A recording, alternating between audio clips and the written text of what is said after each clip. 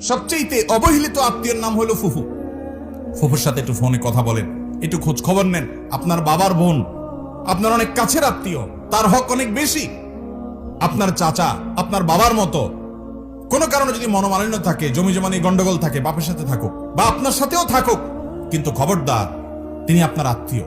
কিয়ামতের দিন বান্দার হক, মানবাধিকার সম্পর্কে যখন আপনাকে প্রশ্নের মুখোমুখি হবে, যেই মামলার নিষ্পত্তি আল্লাহ নিজেও করবেন না, ওই মানুষ থেকে মাপ নিতে হবে, সেই মামলা আপনি ধরা পড়ে যাবেন, তখন আপনি বিপদে পড়বেন। এই জন্য সেই সময় যেন আপনি মুক্তি পান, নাজাত পান, এই জন্য চাচার সাথে সম্পর্কটা ভালো রাখবেন।